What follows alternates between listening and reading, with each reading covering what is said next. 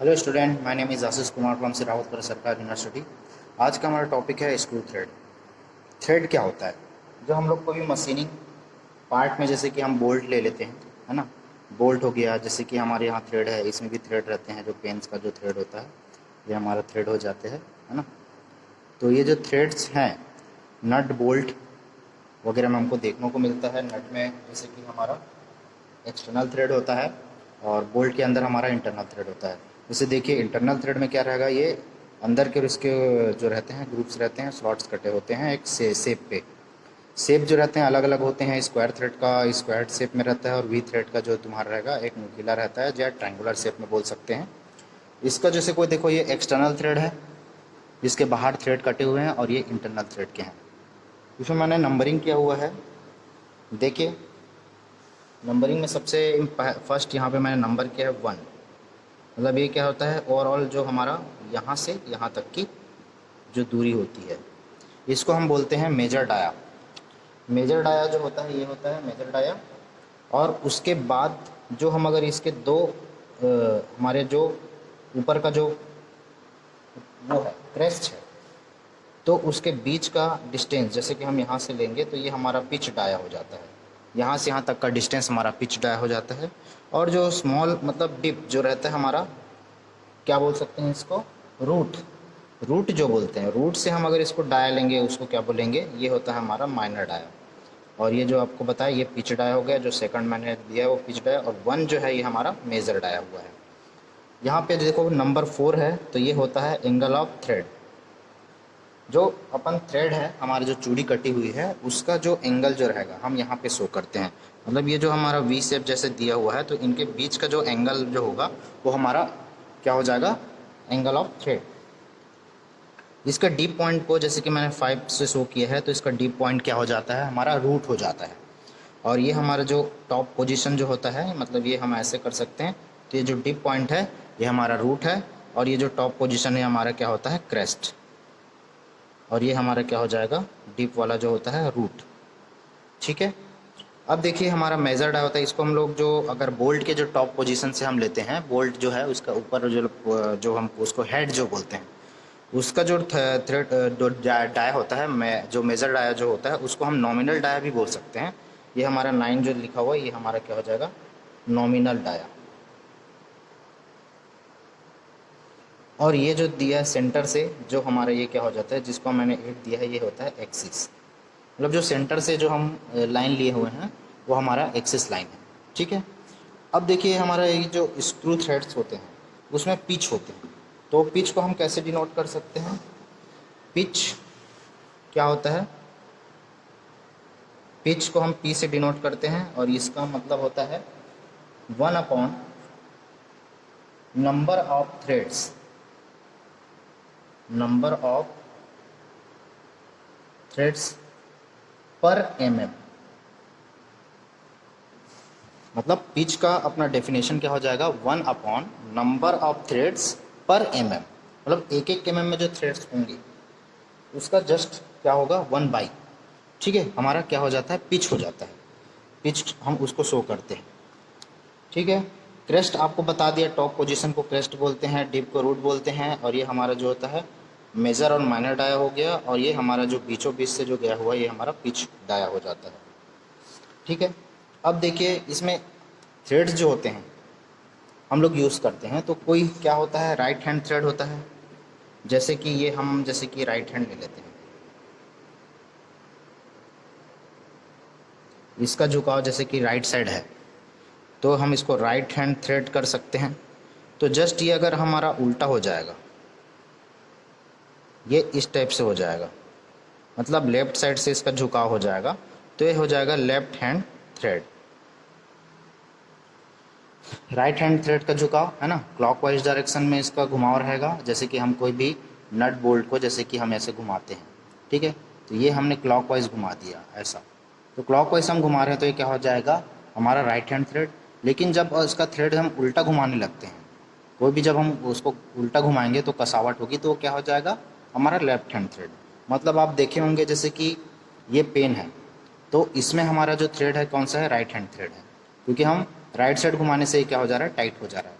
लेकिन आप देखना, कि हम वाइटनर यूज़ करते हैं, वाइटनर का जैसे ऐसे आता है, उसमें वाइटनर में देखिएगा आप अगर उसको उल्टा घुमाएंगे तो वो ओपन नहीं होगा, बल्कि वो क्या होते जाता है और टाइट होते जाता है, क्योंकि उसमें जो थ्रेड होता है वो लेफ्ट हैंड थ्रेड होता है। हमारे जो वाइटनर में होता है उसको उल्टा घुमा के खोलना पड़ता है, ठीक है, तो उसमें क्या है, लेफ्ट हैंड थ्रेड होता है। ठीक है, ये तो हमारा थ्रेड के बारे में हो गया बेसिक नॉलेज। अब हम देखेंगे इसका टाइप्स। टाइप्स में देखिए फॉर्म ऑफ स्क्रू थ्रेड क्या होता है, दो टाइप के होते हैं। एक तो हमारा स्क्रू थ्रेड होता है स्क्वायर थ्रेड, और दूसरा होता है वी शेप में, या हम उसको ट्रायंगुलर शेप भी बोल सकते हैं। ट्रायंगुलर शेप का जो होता है वो हमारा क्या होता है, वी शेप। जैसे कि यहाँ पे देखो हम वी शेप दिया है, तो हमारा जो ये ऐसा जो थ्रेड बनता है ये हमारा क्या हो जाता है, वी थ्रेड हो जाता है। लेकिन स्क्वायर थ्रेड के लिए क्या रहेगा, हमारा स्क्वायर शेप में बनना शुरू हो जाता है। ठीक, ये हमारा स्क्वायर थ्रेड और वी थ्रेड का। तो देखिए हम वी थ्रेड का हम टाइप्स में जाएंगे तो BSW थ्रेड होता है। BSW थ्रेड को हम क्या कहते हैं, ब्रिटिश स्टैंडर्ड विटवर्थ, है ना, Whitworth, British standard Whitworth thread जो होता है BSW थ्रेड बोलते हैं। तो BSW थ्रेड में क्या होता है कि उसका शेप जो होता है वी शेप होता है। मीन्स देखो ये नुकीला शेप रहता है, उसका जो किनारे जो होते हैं शार्प होते हैं, तो ये वी शेप में होते हैं। बस इसमें क्या होता है, एंगल इसका होता है अपना BSW थ्रेड का 55 डिग्री, 55 डिग्री एंगल इसका होता है। एंगल ऑफ थ्रेड जो होता है 55 डिग्री होता है। ये दो टॉप क्रेस्ट है उसके बीच की दूरी को हम क्या बोलते हैं, पिच। ठीक है, पिच बोलते हैं। और ये दोनों के बीच का एंगल हमारा क्या है, 55 डिग्री है। सेम हम जाएंगे BA थ्रेड में। तो BA थ्रेड क्या होता है, British association thread, British association thread BA thread बोलते हैं। तो इसमें भी कुछ नहीं है, सेम थ्रेड का शेप जो रहेगा वी शेप का रहेगा, बस इसका एंगल चेंज हो जाता है। एंगल ऑफ थ्रेड क्या हो जाता है, 47 डिग्री, 47.5 डिग्री होता है इसका एंगल ऑफ थ्रेड। तो ये हमारा BA थ्रेड हो जाता है जिसका एंगल दिया हुआ है। ठीक है, और उसके बाद हमारा जो थर्ड टाइप का आता है वो सेलर थ्रेड बोलते हैं। इसको अमेरिकन थ्रेड भी बोला जाता है। सेलर थ्रेड में क्या होता है, इसका एंगल होता है 60 डिग्री का होता है। शेप सेम रहेगा, बस क्या होता है हमारा एंगल उसका क्या हो जाता है, 60 डिग्री का हो जाता है। 60 डिग्री का जो एंगल होगा हमारा क्या कौन सा हो जाएगा, हमारा अमेरिकन थ्रेड का हो जाएगा। ठीक है, ये हमारा वी शेप वाला थ्रेड हो गया। और लास्ट हमारा है विटवर्थ थ्रेड। विटवर्थ थ्रेड में कुछ नहीं है, थ्रेड का जो ऊपरी पॉइंट होता है वो थोड़ा सा सर्कुलर, थोड़ा सा वो हो जाता है, नुकीला नहीं रहता है। ये जो पॉइंट रहेगा वो शार्प ना हो रखे, थोड़ा सा शेप में रहता है। और एंगल तुम्हारा जो BSW का जो थ्रेड का होता है वही रहता है 55 डिग्री का। मतलब हम BSW थ्रेड टाइप का ही हम इसको ले सकते हैं, बस इसका जो किनारे जो होते हैं वो नुकीले शार्प नहीं होते हैं। ये हमारा किस टाइप का हो गया, हमारा वी थ्रेड का टाइप्स। अब हम चलते हैं हमारा स्क्वायर थ्रेड। स्क्वायर थ्रेड में भी अलग अलग टाइप के थ्रेड्स होते हैं। देखिएगा, स्क्वायर थ्रेड में क्या है, फर्स्ट तो स्क्वायर थ्रेड होगा। देखिए स्क्वायर थ्रेड का शेप आप देख सकते हैं, इसमें क्या रहेगा, स्क्वायर थ्रेड बना हुआ है। और इसका पिच देखिए, यहाँ से स्टार्टिंग का 1 ऊपर, उसके बाद फिर क्या, जैसे कि टॉप पोर्शन से हम जाएंगे और नीचे तक यहाँ से जाएंगे, मतलब डिप और क्रेस्ट दोनों के बीच के दूरी को हम पिच से शो करते हैं। और इसका जो टॉप पोर्शन जो होता है, जितनी डिस्टेंस होती है वो होता है 0.5, मतलब 1/2, मतलब पिच का 1/2 जो होता है ये होता है इसका टॉप पोर्शन का डिस्टेंस। ठीक है, तो ये स्क्वायर थ्रेड में आ जाता है। अब देखेंगे हम स्क्वायर थ्रेड, तो ये हो गया। स्क्वायर थ्रेड के बाद हमारा देखते हैं नकल थ्रेड। नकल थ्रेड का शेप क्या रहता है कि हमारा स्क्वायर थ्रेड में ये हमारा क्या रहता है, उसका पॉइंट जो शार्प नहीं होता है, ये एक सर्कुलर शेप देता है, एक सर्कुलर शेप देता है। बाकी इसका हाइट 0.5 मतलब P/2, और हमारा पिच और ये 0.5 P मतलब P/2। ठीक है, ये होता है। अब देखिए नकल थ्रेड का शेप कैसा है। नकल थ्रेड के शेप में क्या रहता है, जो थ्रेड है उसके टॉप पोर्शन पे क्या रहता है, नुकीला नहीं होता है। अब उसके बाद हम जाते हैं एकमे थ्रेड।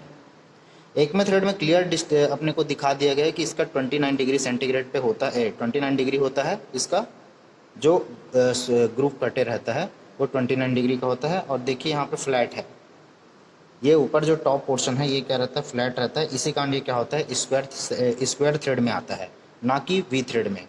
यहाँ पे स्क्वायर है और डीप में भी जाएंगे तो यहाँ पे भी रहता है। ठीक है, तो इस टाइप के जो एकमे थ्रेड होते हैं ये हमारा स्क्वायर थ्रेड के अंदर में आते हैं। और लास्ट हमारा है बटरेस थ्रेड। बटरेस थ्रेड का शेप जैसे आप देखेंगे, हम आरी जो लकड़ी काटने वाला जो आरी जो दांते आते हैं उसके टीथ आते हैं उस टाइप के शेप में है, जिसको हम अपन रिटर्न में कटिंग होता है, फॉरवर्ड डायरेक्शन में कटिंग नहीं होता है। उस टाइप के थ्रेड में क्या रहता है, हमारा एंगल होता है 45 डिग्री एंगल पे होता है। 45 डिग्री एंगल पे जो होता है उसको हम बटरेस थ्रेड बोलते हैं। और ये भी हमारा स्क्वायर थ्रेड के अंदर आता है, क्योंकि इसका जो ग्रूव्स होते हैं उसमें क्या बोलते हैं, फ्लैट होता है, नुकीला नहीं होता है। ठीक है, और ये 90 डिग्री पे होता है, इसके जो होते हैं कटिंग जो होते हैं 90 डिग्री पे। तो यहाँ पे देखिए, यहाँ पे क्या होता रहा है, हमारा स्क्वायर शेप आ रहा है, हाफ स्क्वायर आ ही जा रहा है। तो स्क्वायर थ्रेड के अंदर हम इसको लेते हैं, ना कि वी थ्रेड में। वी थ्रेड का शेप क्या होता है हमारा, एक इस टाइप का होता है, लेकिन यहाँ पे देखिए ये कैसा बन रहा है, ये हाफ वी बन रहा है। और यहाँ पे जाने के बाद ये क्या हो जा रहा है, फिर से ये वी शेप दे रहा है, सॉरी स्क्वायर शेप दे रहा है। अगर हम इसको कंप्लीट करते हैं तो ये स्क्वायर शेप देता है। इसी कारण हम बटरेस थ्रेड को भी स्क्वायर थ्रेड के अंदर लेते हैं। तो इस प्रकार हम क्या है, ये हमारा थ्रेड का टाइप्स हो गया और थ्रेड के बारे में हमने समझ लिया है। ठीक है, ये हमारा दोनों वी थ्रेड और स्क्वायर थ्रेड के बारे में आप थोड़ा थोड़ा पढ़ लीजिएगा, देख लीजिएगा। और साथ ही ये जो थ्रेड के टाइप्स हैं वो आपको याद रखिए। साथ ही साथ जो थ्रेड में जो एंगल कटे हुए हैं, एंगल जो होते हैं वो हमको नॉलेज में रखना पड़ता है, कि अचानक से कभी भी हमको जो शॉर्ट वाइवा क्वेश्चन होता है उसमें पूछ दिया जाता है कि एक में थ्रेड का एंगल कितना होता है ना, तो एंगल ऑफ थ्रेड कितना होता है। ऐसा टाइप का क्वेश्चन जब आता है तो हमको इसके एंगल ऑफ थ्रेड हमको पता होना चाहिए कि वो कितना होता है। वहाँ से हम इसको क्या कर सकते हैं, अलग अलग हम उसको अच्छे से डिफाइन कर सकते हैं। ठीक है स्टूडेंट, थैंक यू।